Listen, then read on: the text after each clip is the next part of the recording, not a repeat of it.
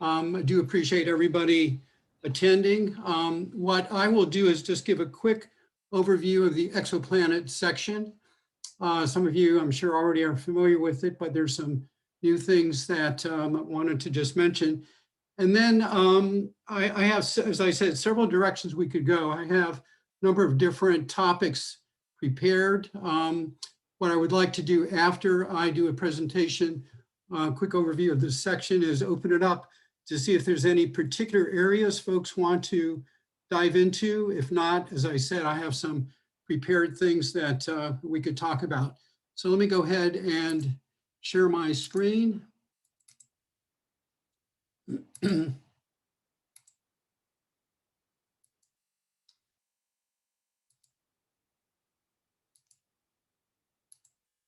Okay, so quick overview of AVSO's exoplanet section. This is some snippets from the section's webpage. And let me just sort of highlight a few things. We now have the ability to, quote, join a section. And you'll see at the top of the section's page here, a link to some instructions how to join not only the exoplanet section, but any of the other sections. And really, it's a matter of sort of virtually joining the section, signing up for the forums, getting notices when folks post things to the forum, and so on.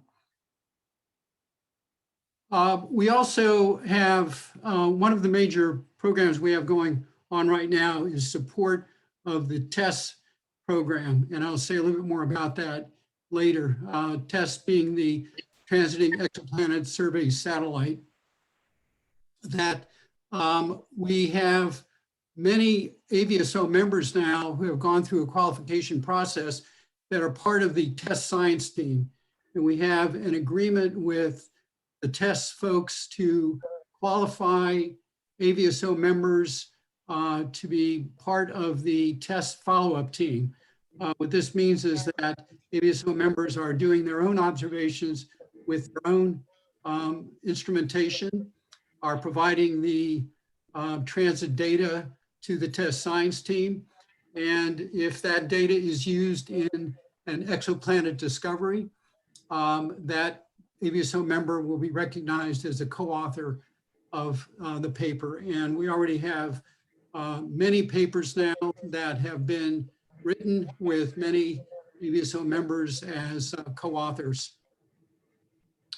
We also have our own target list that you can find on the website here. What I did was to take all of the confirmed exoplanets from the NASA archive. So again, these are confirmed exoplanets. These are not newly discovered, sorry, these are not candidates that are not yet confirmed. These are confirmed exoplanets that I filtered based on magnitude, depth of transit, and so on, that I felt would be ones that folks with sort of modest backyard telescopes could actually see the depths of. So this target list would be something that would be useful not only for practicing, but also recording the data in our exoplanet database, which I'll talk about in a minute. And the purpose of storing that data, even though they're for confirmed planets, is to continuing to refine the ephemerides of exoplanets. So you can find that target list there. Associated with that is a way for you to use that target list to get the transit time for your particular location. And there's a link here to a utility that Eric Jensen of Swarthmore has put together. And there's instructions, if you go to the link at the last part of that paragraph, that will take you to a way for you to monitor the transits in that target list that are observable from your location on a given night. One of the resources is a practical guide to exoplanet observing. Half of the guide presents the best practices with exoplanet observing. The second half provides for a step-by-step tutorial on using AstroImageJ which is sort of one of the de facto standard software that both professionals and amateurs are using for exoplanet discovery and confirmation. So the second half of the guide provides details on using that software. Associated with that guide are a set of data sets that I provided on my website that I'll give you the address for in a minute, that allow you to actually mirror the example that's in the guide. So in fact, those data sets are the same ones that are used in the guide. So you could literally go through and step-by-step recreate what I have in the guide. I mentioned AstroImageJ is this software that's being used for differential photometry and analysis. It's freeware, and there's a link on our section page for getting that software and downloading it. And finally, as most of you know, we have the choice courses that are being offered by the AVSO, and in particular, we have twice a year the course on exoplanet observing. So this is a quick summary of what you will find highlighted on the exoplanet section page. The purpose of this section is to provide for the training, mentoring, and as you saw with the guide, other resources to support our members in exoplanet science. And again, TESS is an example, is an excellent example of how we're doing that today. The resources, I mentioned the courses, the guide, the target list, the observing forum. One can post questions about best practices or techniques or new technology that may be helpful to others, or if one has a question about using, for example, CMOS versus CCD cameras, that was a recent topic forum, can all be posted there. Periodically, we'll issue alerts when various science teams have a need for a particular observation. I mentioned the qualification process for TESS, and the exoplanet database is we put together a couple years ago for storing exoplanet observations for long-term archiving, very much like the variable star database. The section was started almost 5 years ago. The two projects, I mentioned the TESS mission that we're actively involved in now. Another project that we supported back in 2016 was part of a Hubble study of the atmospheric, doing atmospheric characterizations of some 15 confirmed exoplanets. And at the time, the Hubble principal investigator, Drake Deming, needed some ground-based observations to coincide with those Hubble observations in the near infrared. So we put together a worldwide network of about 40 amateur astronomers that were able then to provide both temporal and geographic coverage at the same time Hubble was doing its observations. And we then provided, again, in the optical range, the transit depths while Hubble was looking at those same exoplanets, both in terms of depths and also in terms of their spectroscopic characterizations. The exoplanet course has been very successful to date. We've have had over 184 participants, and I want to thank Brian Hill and Jeff Robertson, who have taken over for me doing the instructions in the last couple of years. We literally started a course this past week that Brian is conducting, and I think he has about 31 participants in it. So after this course, we'll have over 200 participants having gone through the exoplanet course. Finally, I want to mention that because of the successful 2020 webinar series, Stella mentioned, I think at the beginning of the session today, that we'll be continuing in 2021 another set of webinar series. We have 2 on the books right now regarding exoplanets. On February 13th, I'll be doing an in-depth review of AstroImage J. I'll be actually going through a soup to nuts analysis of an actual exoplanet observation so that folks can sort of see in a step-by-step fashion, ask questions, go into maybe some of the more advanced aspects of AstroImage J. September 11th, George Silvas is lined up to do an overview of the exoplanet database I referred to earlier. And again, he'll be doing sort of a step-by-step review of how to upload reports to the database, how to retrieve data, and so on. So that's the lineup for 2021. But I should mention throughout 2021, of course, we'll be continuing with our support of the TESS mission. So the TESS mission is the key program that we're supporting at least through the end of next year, if not beyond. This is some contact information. Feel free to email me directly if after this talk you have any questions. My website has a set of information, a little bit more detail about exoplanet observation techniques, the sample data sets, and so on. So with that, before I said, we have a number of different directions we can go.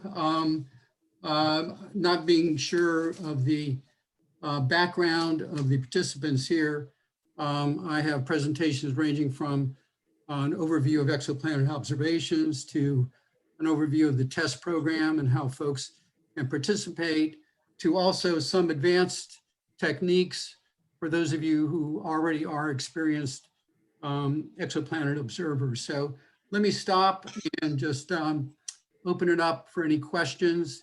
And I think, Elizabeth, what we're going to do is just have folks either through chat or through opening their mic ask questions. So let me just open it up. And Elizabeth, if you see any questions on chat, since I'm on shared screen here, I don't have access to chat, just let me know. So okay. First of all, keep an eye on that. Questions on chat. There's nothing there right now. Okay. So if people want to unmute themselves to talk or to ask questions, just go ahead and do so.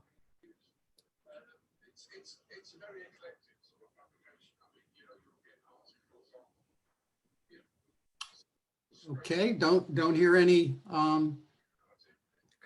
questions. So let me proceed with let me do a quick overview of exoplanet observing. Some of you who are doing your own observations are quite familiar with this. If you just sort of be patient with getting through this, we'll get into some more advanced techniques. So let me just do a quick overview. We often get bottled up with the details and forget what the big picture is. And I just always like to remind folks that what this is all about is really NASA's direction to see if there is some type of life, in quotes, that are supported on planets outside our solar system. That's the big picture. Get to that, the answer to that question, there's a number of related questions about whether the planet is rocky. That is to say, what's the density of the planet? Does it support liquid water? Is there an atmosphere? What are, if any, biosignatures in the atmosphere? And what form of life might exist? What we are trying to do with exoplanet observations is to help answer at least the first question and to support the second, third, and fourth questions. And we'll see in a minute what I mean by that. One might say, well, when we talk about exoplanet observing, unlike variable star observing, we're not actually obviously seeing exoplanet transits. And in fact, if you were to take a look at one of the only direct images of exoplanets, which you see here designated by B, C, D, and E around host star HR 8799. And you think about the accuracy that one has to be able to achieve in detecting next to a very bright star, a very small exoplanet. It's equivalent to seeing the reflected light of a baseball that's a quarter of an inch from a lighthouse a mile away. That's the kind of resolution one would have to achieve in this case of really separating out a exoplanet from its host star.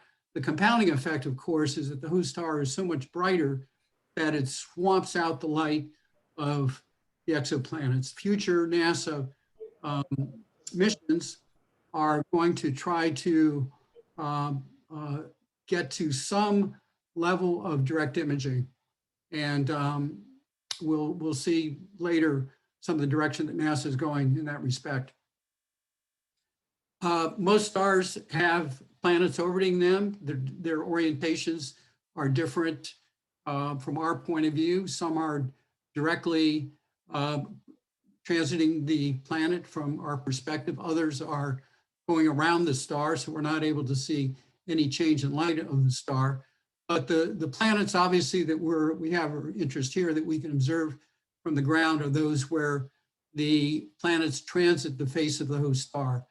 And so in doing that, we see that these transits are in the order of hours, from 1 hour to, in some cases, 3 or 4 hours. And these are typically so-called hot Jupiters that are transiting near the star. So they're very large and present a depth that we're able to detect from the Earth. That's the typical ground-based observations we're able to make. However, as we'll see later with TESS, because we're looking at smaller M stars, we're able to detect a larger proportion of planets that are further out from the typical hot Jupiters that are orbiting close to the host star. From the light curve that we establish in terms of the duration, the depth, and the shape, we're able to determine the radius, that is to say the size of the planet, the size of the orbit, and the inclination from Earth. Now, if you go back to one of the important questions we asked earlier, is the planet rocky? Well, if we can determine the radius of the planet, if we had the mass of the planet, we could then determine the density. That is to say, is it rocky? We cannot get from these transits the mass. That is attained through a separate technique called using radio velocity studies, which is looking at the change in spectrum of the star as the planet is orbiting it.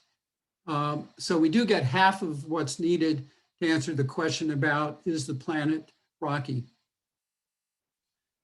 The two types of observations that we amateur astronomers support are both the discovery of new planets, and in part of that is the determination of whether the planet, or I should say whether what we're seeing is really a false positive. And this is a very important aspect of the TESS mission, which we'll talk about in a minute.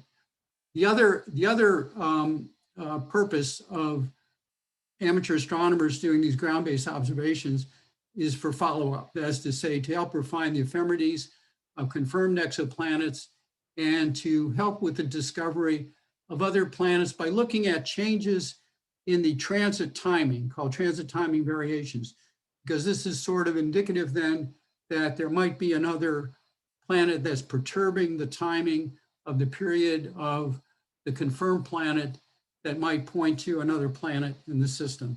So there's the discovery part that we support, and there's the follow-up part that we support. The involvement of amateur astronomers typically are those who have some experience doing deep sky imaging, principally because it's the same instrumentation. It's an imaging camera, ideally a monochrome, good tracking mount, one or more standard filters, and a good auto guiding. These same characteristics are what most deep sky imaging folks use for doing the pretty pictures that we love and see it, in the back of astronomy magazines. But the process is a little bit different. One thing that is the same is doing standard calibration of the images with darks, biases, flats, doing differential photometry, which is the same technique used in variable star observing, where we do a time series measurement of the change in light of the star. But the difference then from variable star observing is that we do a model fit of the exoplanet based upon characteristics we might know, for example, about the host star. And we obtain from that the midpoint of the transit, the depth, and the inclination. Again, the three factors that we get from the light curve. With respect to what kind of precision we can hope to get from our backyard telescopes, let me define precision as the minimally reliable detectable transit depth. Typically, backyard telescope on the order of an 11-inch telescope, for example, should be able to get under nominal seeing conditions a 1% transit depth or 10 parts per thousand.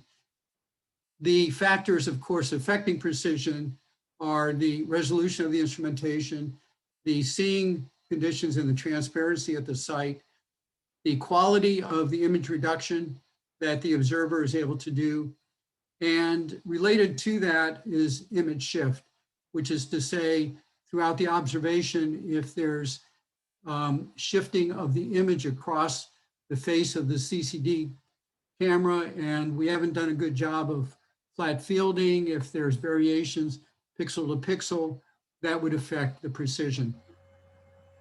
As far as best practices that exoplanet observers generally try to do is at least 30 minutes, if not an hour, prior to the beginning of the transit, that is to say pre-ingress, and 30 to 60 minutes post-egress. The reason for this is to establish a baseline where there's hopefully no variability so that we can accurately then do a relative measure of the depth.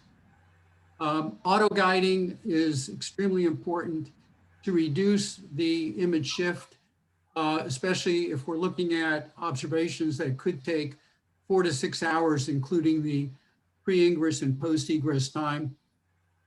Preferably, it would be good to guide on the science image rather than a guide star that's off the main CCD chip, because in doing so, no matter how accurate we're doing guiding, if we're not guiding on the science image, there will be some image rotation, even if we are perfectly polar aligned.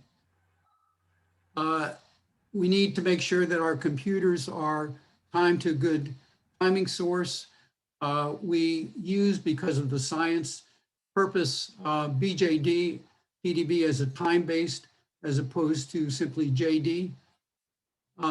Those of us who have German equatorial mounts have to take into consideration meridian flips, where the host star, after the flip, bounces to the other side of the diagonal of the CCD chip, which means it could land on a dust mote, for example, that hasn't been properly flat fielded, which could cause a artificial change in the light of the target star or comparison stars.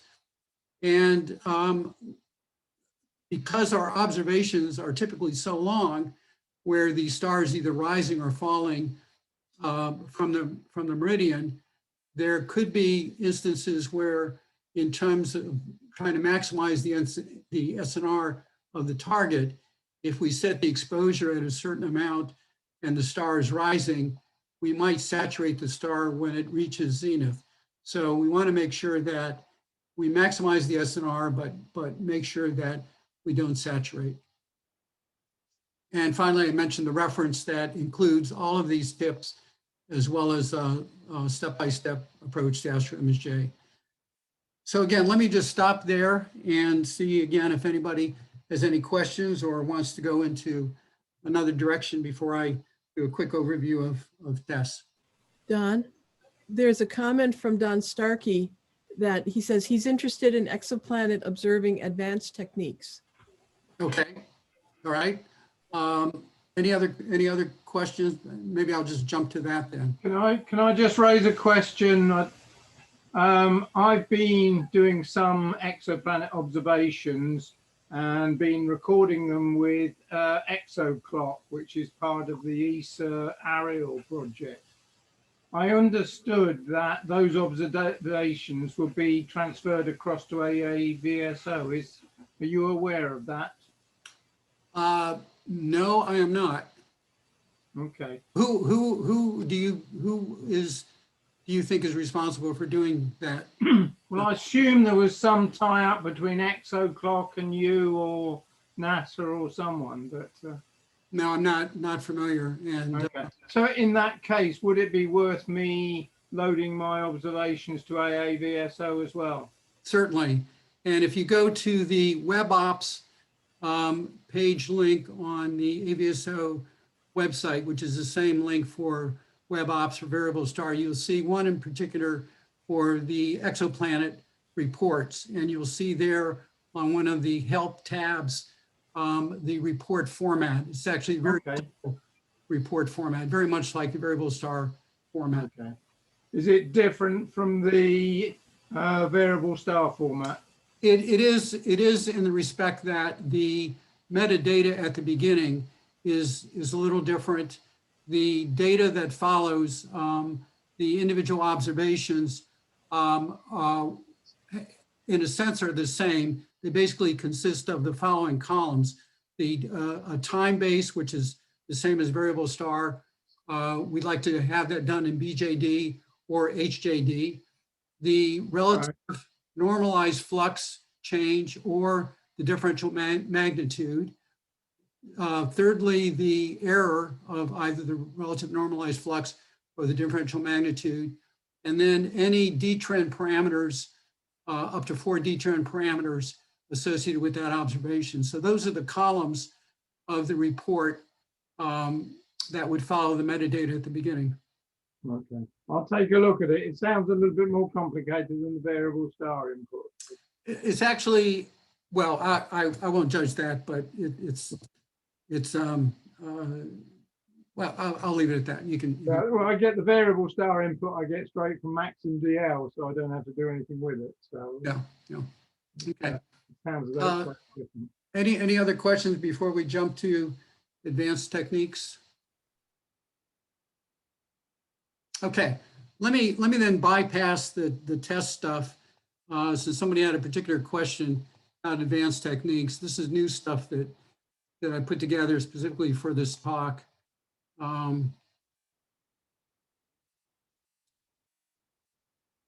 Okay, so the three things I'd like to talk about is ones that I think those of us who've been doing exoplanet observing, even for TESS, come across just about every time.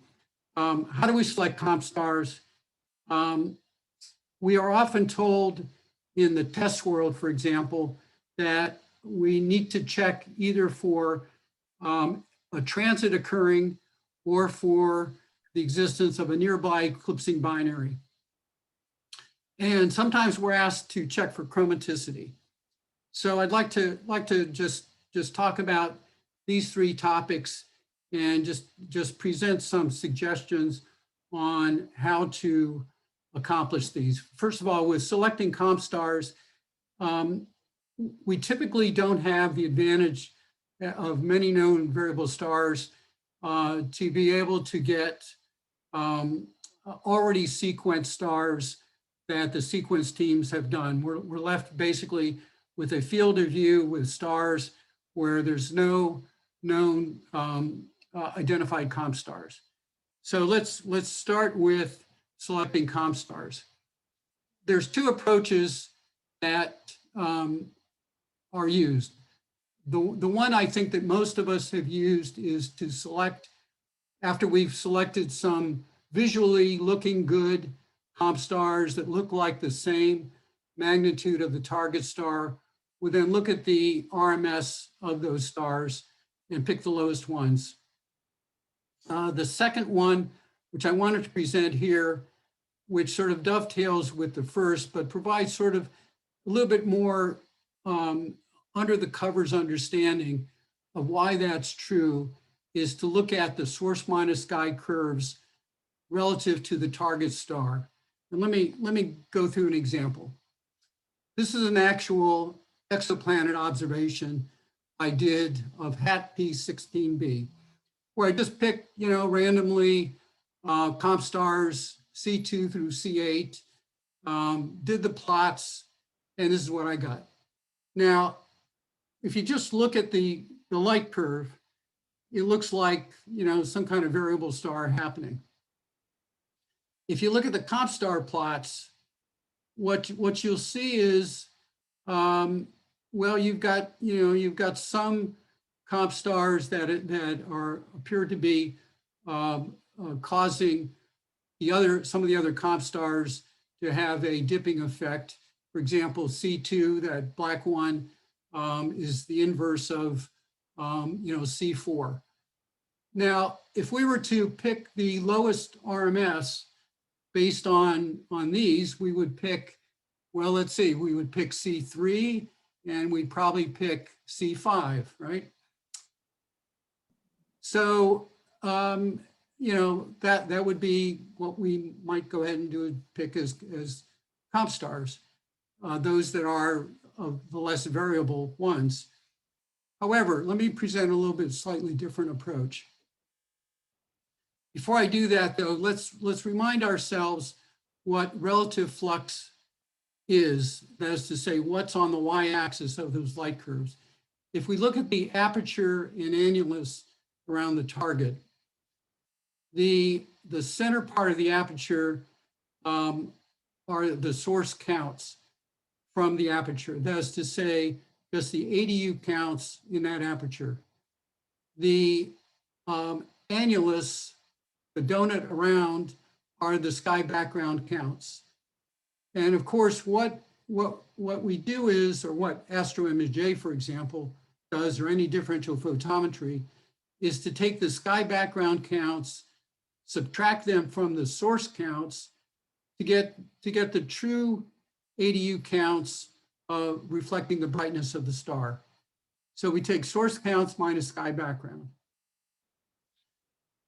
To get the relative flux of this particular star, we then take the target's source counts minus sky background over the sum of the comp star's source counts and their sky background. And that's the relative flux. This is the formula that we use in AstroImage or any other differential photometry. So the key here is source minus sky. That reflects the ADU counts. That is really more the measure of the brightness of that star. Now let's go back to the observation I showed earlier. If we plot the air mass, or actually the inverse air mass, in a perfect world with no transparency, the comp star counts, that is to say the sum, excuse me, of the comp stars should match the air mass.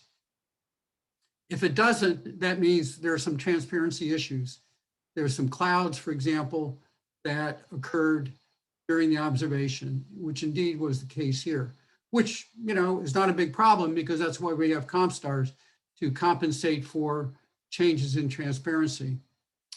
Now, if we plot, however, the source, just the sky background of our target and our 7 comp stars, we see this curve. You'll notice that during the observation, they're pretty much on top of each other, but there's a divergence that starts taking place. Namely, some of the stars are more susceptible to transparency issues than others.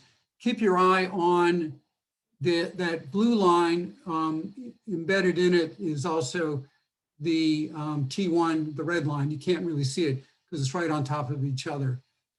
Now, if we plot what these represent, the bottom curve, which diverges from the target star, are comp stars 2, 7, and 8. if we then look at the source counts less the sky background, the top curve, which is the target, also has embedded in it C4 and C6. The bottom curve is C2, C7, and C8. And you see with the source minus sky plots here, there's a greater divergence of that bottom one. There's a lesser divergence of C3 and C5. So by doing this, we would select C4 and C6 as the comp stars because they match the target both in terms of extinction and most likely magnitude. So in the absence of having a sequence team having done all of our comp stars, this is a way for more accurately matching the color and the magnitude of stars to our target. So from this analysis, let's now just use C4 and C6 as our comp stars. And lo and behold, we get a transit.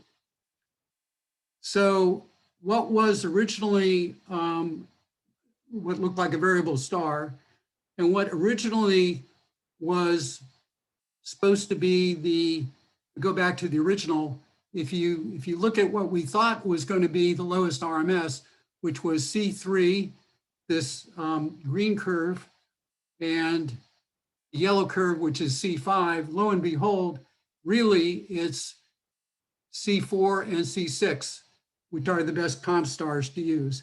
So my point is that another approach to selecting comp stars, rather than just arbitrarily looking at the RMS, is to plot these source minus sky diagrams. And you'll typically see very quickly a divergence of comp stars from the target. Okay, let me just stop there and see if there's any questions about that. Okay, I think what's important here is we don't want to burden our sequence team with, a lot of the new observation, a lot of the new targets that we're now discovering. And so this is a way of selecting comp stars in a sort of pseudo-scientific way to get, those that are close to, again, color and magnitude of the target. Okay, now the other sort of advanced technique I want to talk about is, as I said, those of you who are part of the TESS team will see that, one of the objectives for tonight is to look at a target and see if there's a transit or see if there's a nearby eclipsing binary.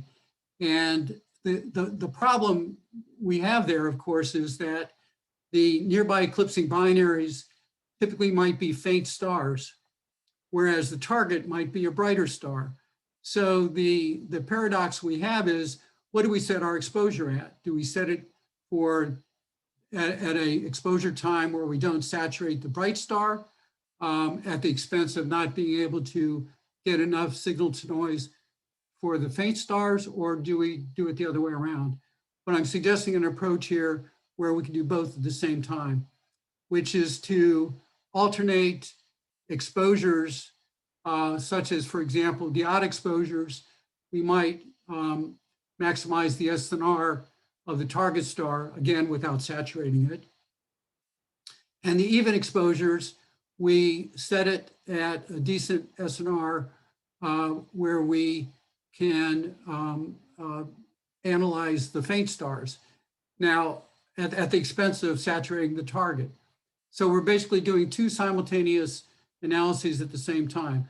Now, there are programs out there like Sequence Generator Pro and that sort of thing, where one can control alternating observations. Those of you familiar with other such programs as well know that this can be done in other ways.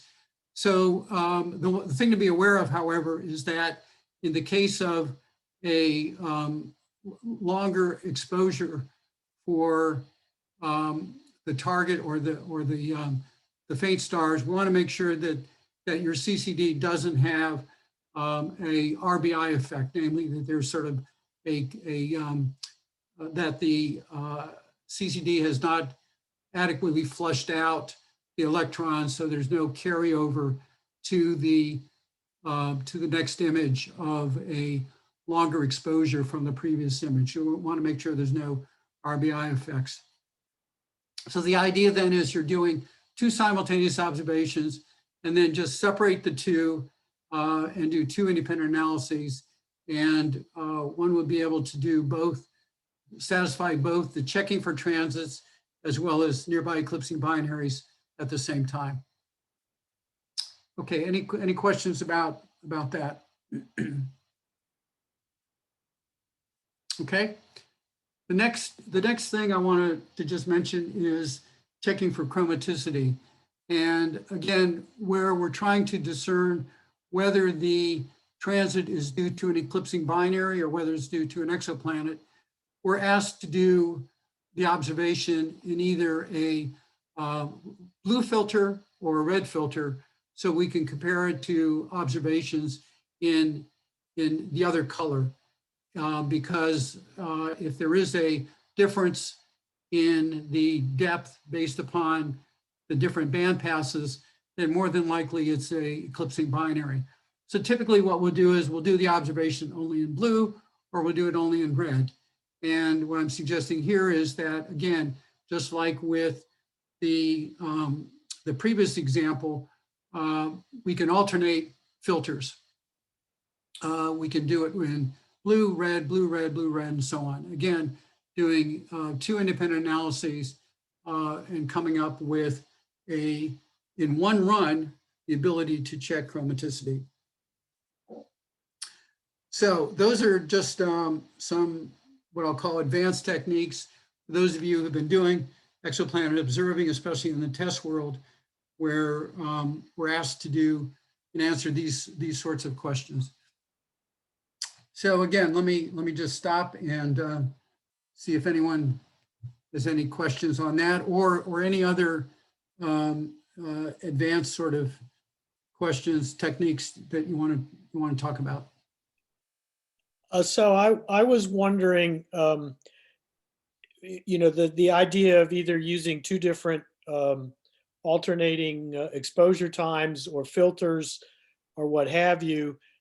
Generally speaking, you know, just to get a mid-transit time, you don't really need an incredibly high cadence. You have some leeway where you can track those. Are there any cases where you would really want to preserve the cadence to get some very fine grained? I mean, were you able to get any fine grained analysis out of, you know, very high cadence in just one filter, or is that usually not going to be as valuable as getting some multiple? I mean, I guess it depends upon what you're looking for. If you definitely want to rule out an eclipsing binary, it makes perfect sense to use multiple filters. But are there cases where the extra you can get by sticking with the single filter worth the effort, or is it usually not so bad to have multiple filters or multiple exposures depending upon what you're looking for? A very good question. To go back to something you mentioned when you first talked, it is true that if you're just looking for the midpoint or refining the midpoint, not only does it probably not matter much about what filter, but in fact, one could probably even just use a clear filter, but also even the size of the telescope. We have examples of folks using, 8-inch telescopes just to look at the midpoint. In fact, the ExoWatch project that Rob Zillman is doing is to help really refine the midpoint as opposed to getting really accurate data for new discoveries.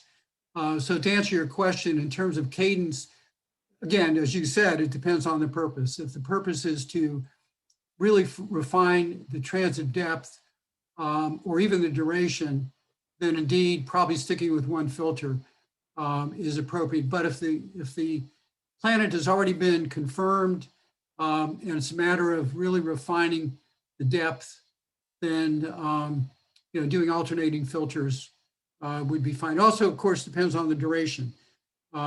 If it's a very short duration, then alternating filters or alternating exposure times, of course, is going to be taking up a lot of, is going to be reducing the number of data points and therefore perhaps the precision. So it depends on the duration and depends on the purpose. Other questions? Yeah, could I just quick ask one about the alternating filters? Do you have to do flats between each different filter? I'm sorry, say again? Yeah, if you're changing between the red and blue filters, do you need to do flats each time? You should have done a flat, yes, for each separate filter. You know, I was thinking when you change them, they may not go back in exactly the same position if there's dust on the filter. Well, it depends, I guess, on the accuracy of your filter wheel. I mean, if it plops into a slightly different position, then, you know. Well, you know, you're talking microns, aren't you, in terms of the pixel size on the chip? Yeah, I think probably doing some controlled tests ahead of time will help determine the accuracy of that. But this gets back to another point, and thank you for raising this. I want to mention. I mentioned the importance of flat fielding, but also I want to emphasize the importance of auto guiding. The reason for flat fielding is, of course, to take care of any image shift. If the auto guiding is accurate enough, and I've demonstrated myself on my backyard telescope, with something like an on-axis guider, I can stay within 1 pixel over a 4-hour period. With that kind of accuracy, in fact, I was going to be doing a controlled test to compare with flat fielding or without flat fielding with that kind of auto guiding.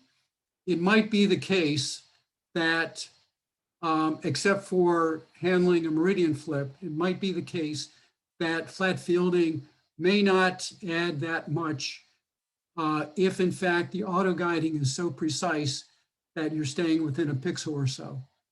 So I would not rule out the fact that flat fielding may not be necessary if auto guiding is that accurate. And again, I plan to do a controlled test to convince myself of that. Again, in the absence of a meridian flip, to see if that in fact is true.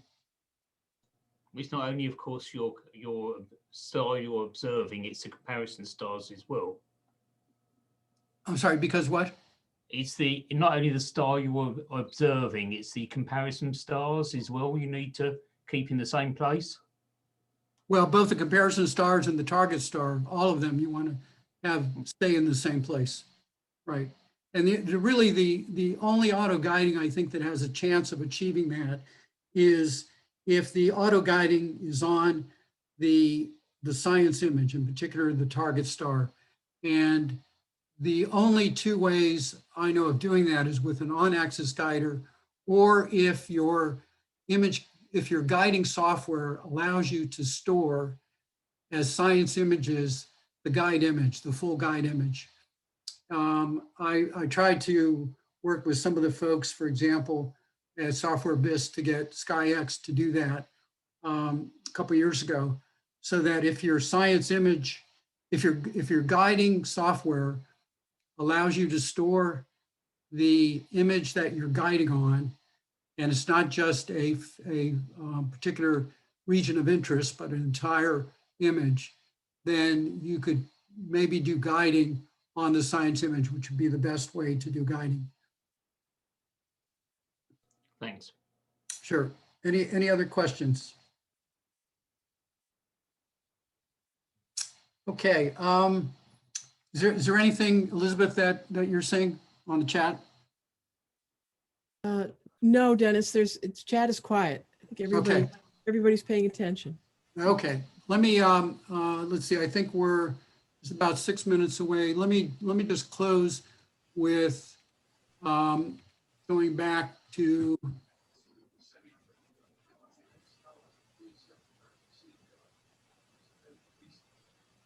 the qualification program.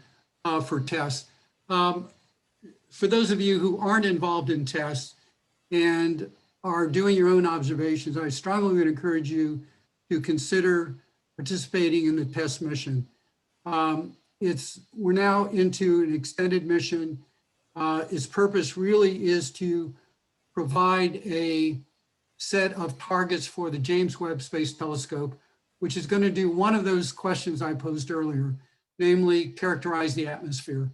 And so we're getting closer and closer to that ultimate question. Are there indicators of life? So James Webb is going to be a major milestone in answering that question. TESS is doing an all-sky survey. It's now repeating into its third year. So it's already done one complete pass. It's starting to do another. One of the key things with TESS is trying to make sure there's no false positives. Because it's doing an all-sky survey, if I take a look at what we're seeing from the ground, the TESS pixel is so large that whereas a ground-based pixel might be 1 arcsecond, a TESS pixel, which sort of consumes the light of multiple stars, is on the order of 23 arcseconds.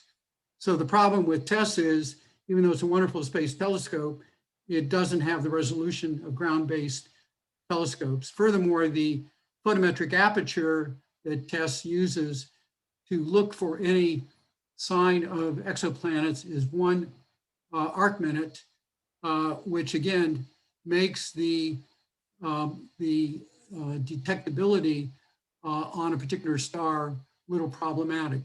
So what we do from a ground-based point of view, because a nearby eclipsing binary that might be 1,000 or might be 100 parts per thousand next to a target could represent what might look like a transit. What we do from the ground is to do observations where we take a look at all of the stars around TESS and we try to determine which are nearby eclipsing binaries or what aren't. And this is the first phase of the pipeline that we are involved in with TESS. So I encourage any of you who are AVSO members who want to get involved in TESS. There's a qualification program.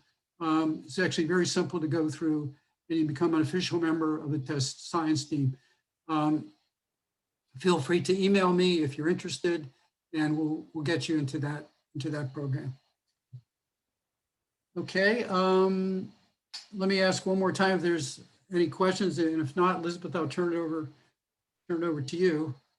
Anything on chat or any other questions? Nothing is on chat.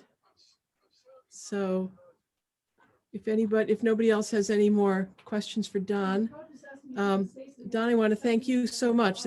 I've learned so much, and it's been fascinating, and I hope everybody else has found lots of good information as well.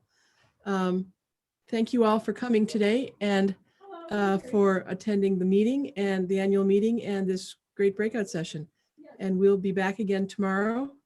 The links for tomorrow, the link for the main meeting tomorrow is the same as it was for today, but look at your attendee packet and you'll see the link rather.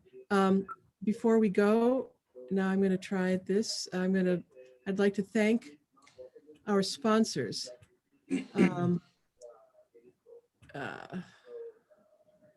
Are you seeing anything Yes. from me? Yes, we are. Okay, great. I'd like to thank our the companies who sponsored our meeting and the workshops, our platinum level sponsors, QHY, CCD, Optical Structures, and OBSTech, and our gold level sponsors, First Light Observatory Systems and iTelescope.net. We're very grateful to them for their support of the AVSO and its work. And with that, I will bid you all a good morning, evening, afternoon, whatever it may be, and look forward to seeing you all tomorrow. Thank you very much. Thank you, Elizabeth. Thank you. Thank you. You all take care.